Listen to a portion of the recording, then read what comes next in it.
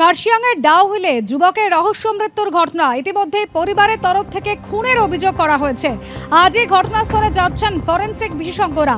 আর ইতিমধ্যেই পুলিশের হাতে ঘটনার 6টি সিসিটিভি ফুটেজ এসে পৌঁছেছে। আবির দত্ত আমাদের প্রতিনিধি রয়েছেন আমাদের সঙ্গে। আবির, ইতিমধ্যে খুনের অভিযোগ করছে পরিবার, সিসিটিভি ফুটেজ পুলিশের হাতে রয়েছে, কি রয়েছে সিসিটিভি ফুটেজে? প্রাথমিক তদন্তে কি অনুমান পুলিশের? দেখো, ইতিমধ্যে যেটা জানা যাচ্ছে, কার্শিয়াংয়ের ডাউহিলে সেখানে এক যুবকের যে রহস্য মৃত্যুর ঘটনা, সেই রহস্য মৃত্যুর ঘটনার তদন্তে ইতিমধ্যে পরিবারের সদস্যরা খুনের অভিযোগ দায়ের করেছেন।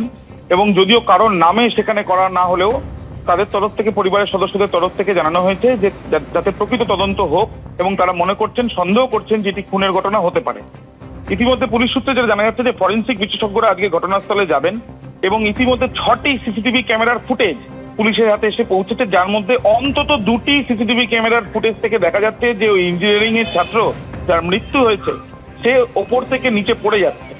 ঘটনা ঠিক ভোর 5:20 নাগাদ, এবং দেখা যাচ্ছে যে ছাত্র সপ্তনীল সে টিনের শেড থেকে নিচে পড়ে যাচ্ছে। এবং যেটা প্রাথমিক এখনো পর্যন্ত তদন্তে যেটা উঠে আসছে যে 3 তলায় এই হোমস্টের ওপরে টিনের শেড, সপ্তনীল ও তার বন্ধুরা টপ ফ্লোরে ছিল। এবং তার সঙ্গে তারা এটাও জানতে পারছেন যে রাত পর্যন্ত 6 জনই জেগেছিল এবং ভোরবেলা সম্ভবত সূর্যোদয় দেখতে টিনের শেডের উপরে উঠেছিল সপ্তনীল। যদিও গঠনগতভাবে ওই হোমস্টেতে টিনের শেডে ওঠা সম্ভব। এক বন্ধুর সঙ্গে মর্নিং ওয়াকে যাওয়ার তার পরিকল্পনা ছিল বা যেতে চেয়েছিল বন্ধুর সঙ্গে, কিন্তু সেই বন্ধু রাজি না হয়ে সে বাথরুমে চলে যায়। ঠিক তখনই দেখা যায় যে সম্ভবত সূর্যোদয় দেখার জন্য টিনের শেডের ওপরে উঠতে থাকে এই সপ্তনীল, এবং তারপরে কিছুক্ষণের মধ্যেই সেখান থেকে সে পড়ে যায়। যদিও কুয়াশাচ্ছন্ন অঞ্চল ছিল সেই সময়, এবং টিনের শেডেও জল থাকার সম্ভাবনা রয়েছে এমনটাই মনে করা হচ্ছে, যেমনটা ঠিক ওই সময় অনুযায়ী হয়ে থাকে পরিস্থিতি। এবং সপ্তনীল পড়ে যাওয়ার সঙ্গে সঙ্গে আওয়াজ পেয়ে 4 বন্ধু তারা ছুটে আসে। মোট 6 জন ছিল, তার মধ্যে 4 জন ছুটে আসে এবং তারপর হোটেল মালিককে জানায় বা হোমস্টে মালিককে জানায়, এবং তারপর সেখানকারই এক ড্রাইভারকে ডেকে সেই গাড়িতে করে চলে যাওয়া হয়। তাকে নিয়ে তার বন্ধুরা নিয়ে যায় হাসপাতালে, সেখানে তাকে মৃত বলে ঘোষণা করা হয়েছে। বন্ধুদের ইতিমধ্যে কার্শিয়াংয়ে থাকতে বলা হয়েছে এবং তাদেরকে যাতে জিজ্ঞাসাবাদ করা যায় সেই জিজ্ঞাসাবাদের প্রক্রিয়া চালানো হচ্ছে।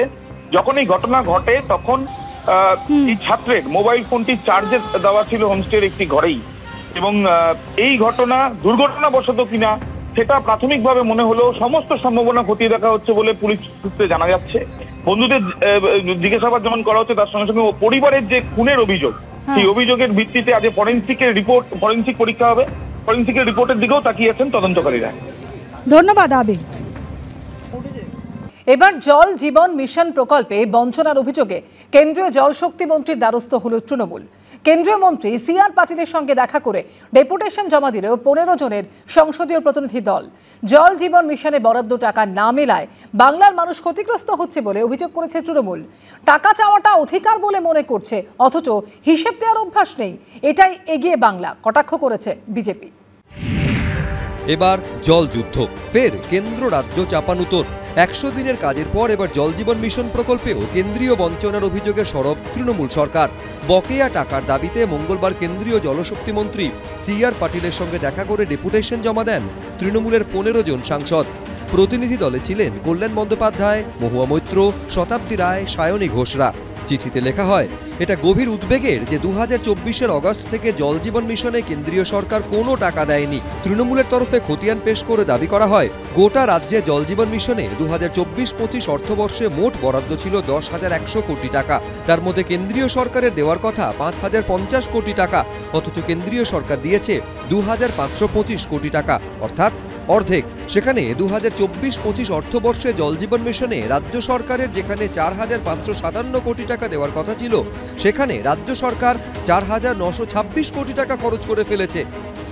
আমাদের বক্তব্য খুব পরিষ্কার যে অন্যান্য রাজ্যে প্রচুর টাকা দিয়ে দিয়েছেন, আমাদের রাজ্যে তো সবকিছু ব্যাপারে আমরা পিছিয়ে রয়েছি। কেন্দ্রীয় সরকারের থেকে টাকা দেওয়ার ক্ষেত্রে আপনারা পিছিয়ে রয়েছে।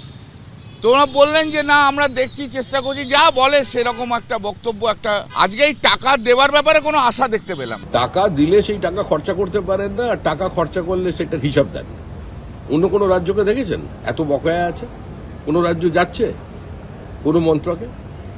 কারণ তারা উন্নয়ন চায়। আজকে পশ্চিমবঙ্গের মানুষ বঞ্চনার শিকার হচ্ছেন, শুধুমাত্র তৃণমূল কংগ্রেসের এই প্রাতিষ্ঠানিক দুর্নীতির কারণে। জল নিয়ে এই চাপানুতরের জল কত দূর গড়ায় সেটাই এবার দেখার। বিজেন্দ্র সিংহ, এবিপি আনন্দ।